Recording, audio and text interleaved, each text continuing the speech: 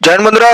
তো আজকে তোমাদের জন্য একটা ক্লাস নিয়ে চলে আসলাম। আজকে আমাদের অফিসিয়াল পেপারের 5 নম্বর সেট, ঠিক আছে? 5 নম্বর সেট। তো তোমাদের সেটগুলো অবশ্যই কেমন লাগছে একটু জানাবে। আজকে আমরা টপ 30টা প্রশ্ন নিয়ে এসেছি জিকে ও জিএস এর অফিসিয়াল পেপারে, ঠিক আছে? আজকে চলো আমাদের 5 নম্বর সেটের কোশ্চেন দেখা যায়। নিম্নলিখিতদের মধ্যে 2023 সাল অনুযায়ী 2023 সালের জানুয়ারি মাস পর্যন্ত ভারতের অ্যাটর্নি জেনারেল কে ছিলেন, ঠিক আছে? তাহলে এটার অ্যাটর্নি জেনারেল কে ছিলেন? 1 নম্বরটার অ্যান্সার হয়ে যাবে আমাদের অপশন সি, ঠিক আছে?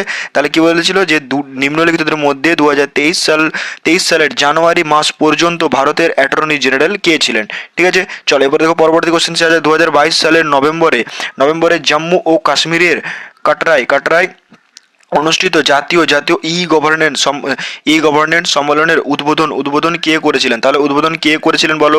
2 নম্বর অ্যান্সার কি হচ্ছে? অ্যান্সার হয়ে যাচ্ছে আমাদের অপশন এ, ঠিক আছে?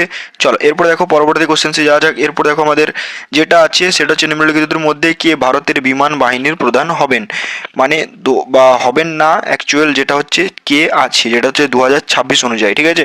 তো এটা তোমরা কমেন্টে জানাবে। একটু টাইপে মিস্টেক হয়ে গেছে, ঠিক আছে? স্পেলিং মিস্টেক ল্যাপটপে তোলা। বাংলার একটু কন্ডিশন খারাপ আছে, জানো তো, ইংরেজিতে আলাদা আর বাংলায় ল্যাপটপে একটু তুলতে একটু প্রবলেম হয়। তো এটা দেখবে মেন জিনিস, তোমাদের যেটা আমি ক্লাসটা করেছিলাম সেই ক্লাসটা অবশ্যই করে নেবে, আর যারা করনি তারা এটা দেখে নেবে গিয়ে একবার কারেন্ট অ্যাফেয়ারের ক্লাসটা, ঠিক আছে? চলো এরপর দেখো আমাদের কি বলেছে 4 নম্বর কোশ্চেন, শর্ত বিলোপ নীতি ভারতের নিম্নলিখিত কোন গভর্নর জেনারেল প্রণয়ন করেছিলেন? তাহলে 4 নম্বর অ্যান্সার কি হবে? 4 নম্বরের অ্যান্সার হচ্ছে আমাদের অপশন সি, লর্ড ডালহৌসি। চলো এরপরে দেখো আমাদের ধর্মস্তূপ নিম্নলিখিত কোন রাজ্যে অবস্থিত? তাহলে ধর্মস্তূপ নিম্নলিখিত কোন রাজ্যে অবস্থিত? তাহলে 5 নম্বর অ্যান্সার কি হচ্ছে? 5 নম্বর অ্যান্সার হয়ে যাচ্ছে আমাদের অপশন ডি, উত্তরপ্রদেশ। চলো এরপর দেখো আমাদের 6 নম্বর কোশ্চেন কি বলেছে, বুলন্দ বুলন্দ দরওয়াজা নিম্নলিখিত স্থানগুলির মধ্যে কোনটিতে অবস্থিত? তাহলে এটার অ্যান্সার কি হচ্ছে? এটার অ্যান্সার হচ্ছে আমাদের অপশন সি।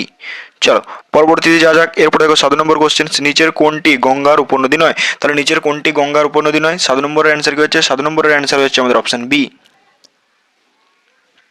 চলো এরপরে দেখো আমাদের 8 নম্বর কোশ্চেন কি বলেছে, নিচের পর্বতশৃঙ্গগুলোর মধ্যে কোনটি হিমালয় পর্বতমালার অংশ নয়? তাহলে নিচের পর্বতশৃঙ্গগুলোর মধ্যে কোনটি হিমালয় পর্বতমালার অংশ নয়? তাহলে 8-এর অ্যান্সার কি হবে? 8-এর অ্যান্সার হয়ে যাচ্ছে আমাদের অপশন ডি, 8-এর অ্যান্সার হচ্ছে আমাদের অপশন ডি।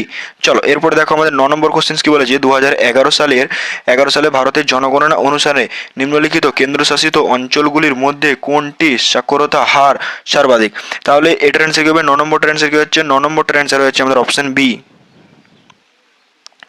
চলো এরপরে দেখো আমাদের 10 নম্বর কোশ্চেন কি বলেছে, ভারতীয় ইউনিয়নের নির্বাহী বিভাগের সাংবিধানিক প্রধান কে হলেন বলো? তাহলে 10 নম্বর অ্যান্সার কি হচ্ছে? এ, 10 নম্বর অ্যান্সার হচ্ছে আমাদের অপশন এ।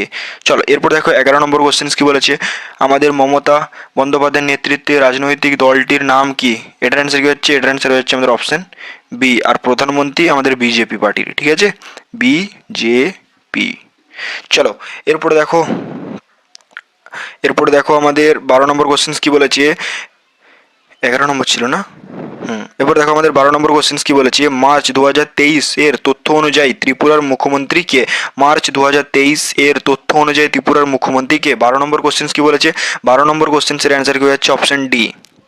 দেখো আমি তোমাদেরকে বলে দিই, এটা 2023-এও ছিল, 2024-এও ছিল, 2025-এও ছিল। তারপরে 13 নম্বর কোশ্চেন কি বলেছে, বিআরডিও এর পূর্ণরূপ। তাহলে বিআরডিও এর পূর্ণরূপ কি? বিআরডিও এর পূর্ণরূপ কি? তাহলে 13 নম্বর অ্যান্সার কি হচ্ছে? 13 নম্বর অ্যান্সার হচ্ছে আমাদের অপশন এ, ঠিক আছে? চলো এরপরে দেখো আমাদের 14 নম্বর কোশ্চেন কি বলেছে, ভারতীয় জাতীয় কংগ্রেস কবে গঠিত হয়েছিল? তাহলে ভারতীয় জাতীয় কংগ্রেস কবে গঠিত হয়েছিল? 14 নম্বর অ্যান্সার কি হচ্ছে? এ, ঠিক আছে? চলো এরপর দেখো আমাদের 15 নম্বর কোশ্চেন কি বলেছে, ভারতের কোথায় সাঁচি স্তূপ অবস্থিত? তাহলে ভারতের কোথায় সাঁচি স্তূপ অবস্থিত? মধ্যপ্রদেশ, ঠিক আছে? এই সরি, কোথায়? মধ্যপ্রদেশ, মানে অ্যান্সার হয়ে যাচ্ছে আমাদের অপশন সি, এ করে দিয়েছিলাম, সি, ঠিক আছে? তাহলে 15 নম্বর অ্যান্সার কি হচ্ছে? 15 নম্বর অ্যান্সার হচ্ছে আমাদের অপশন সি। চলো এরপরে দেখো আমাদের 16 নম্বর কোশ্চেন কি বলেছে, 16 নম্বর কোশ্চেন বলেছে নিচের কোনটি কোষের শক্তিগড়? তো এটা আমি অনেকবার করিয়েছি, এটা 16টা কি হবে? 16টা হয়ে যাবে আমাদের অপশন সি। 17 নম্বর কি বলেছে, লোহার মরিচা ধরা কোন ধরনের পরিবর্তনের উদাহরণ? তাহলে বলো এটা কোন ধরনের? বলো 17 নম্বর অ্যান্সার কি হবে? অ্যান্সারে যাচ্ছে আমাদের অপশন বি, রাসায়নিক পরিবর্তন। এরপরে দেখো 18 নম্বর কোশ্চেন কি বলেছে, মানুষের রক্ত রক্তের সাধারণ পিএইচ মান কত? তাহলে মানুষের রক্তের সাধারণ পিএইচ মান কত? 18টা অ্যান্সার সি, 7.4। এরপরে দেখো 19 নম্বর কোশ্চেন কি বলেছে, নিচের কোনটি বিদ্যুৎ প্রবাহের চৌম্বকীয় প্রভাবের উপর কাজ করে? তাহলে 19 নম্বর অ্যান্সার কি হবে? 19 নম্বর অ্যান্সার হচ্ছে আমাদের অপশন এ, বৈদ্যুতিক চুম্বক। 19 নম্বর অ্যান্সার কি হচ্ছে? 19 নম্বর অ্যান্সার হচ্ছে আমাদের অপশন এ। এরপরে দেখো 20 নম্বর অ্যান্সার কি বলছে, যে প্রক্রিয়ার মাধ্যমে কোনো কঠিন পদার্থের মধ্যে তাপ সঞ্চালিত হতে হয় তাকে কি বলে? মানে যে প্রক্রিয়ার মাধ্যমে কোনো কঠিন পদার্থের মধ্যে তাপ সঞ্চালিত হয় তাকে কি বলা হয়? তাহলে 20 নম্বর অ্যান্সার কি হচ্ছে? 20 নম্বর অ্যান্সার হচ্ছে আমাদের অপশন সি। চলো এরপরে দেখো আমাদের 21 নম্বর কোশ্চেন কি বলেছে, তাপ সঞ্চালনের কোন পদ্ধতিতে কোন মাধ্যমের প্রয়োজন হয় না?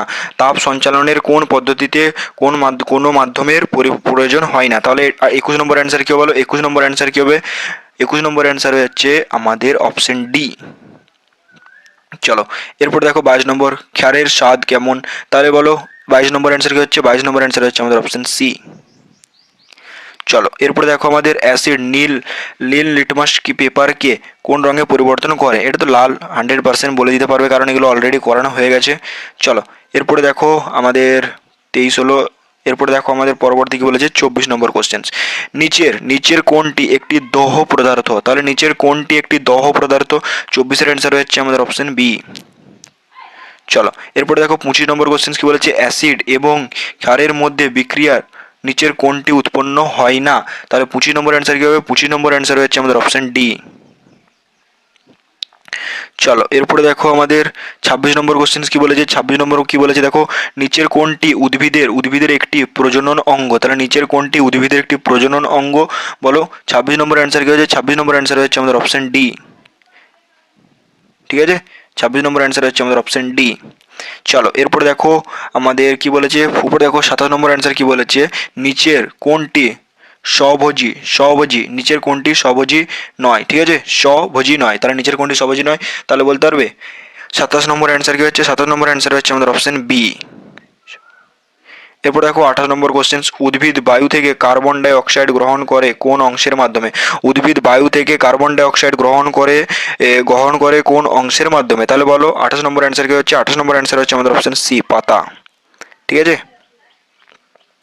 এরপর দেখো যারা নেওয়া তারা 1 তারিখের এই মাসের মধ্যে নিয়ে নেওয়ার চেষ্টা করবে, কারণ এরপরে আমাদের পরীক্ষা চলেই এসছে বলতে পারো, প্রায় চলে এসছে। তো তোমরা যারা নেওয়ার তারা তাড়াতাড়ি নিয়ে নেওয়ার, যারা নেবে না ভেবেছো তাদের জোর আর করছি না, তারা ইবুকগুলোই পড়ো।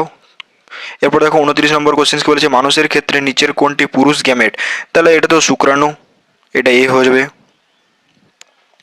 এরপর দেখো আমাদের 29 নম্বর কোশ্চেন, ব্যাঙাচি নিচের কোন প্রাণীর প্রাথমিক স্তর? ব্যাং, 100% বলবে ভাই এটা তোমরা। এই ছিল 30টা কোশ্চেন্স। কেমন লাগলো অবশ্যই জানাবে।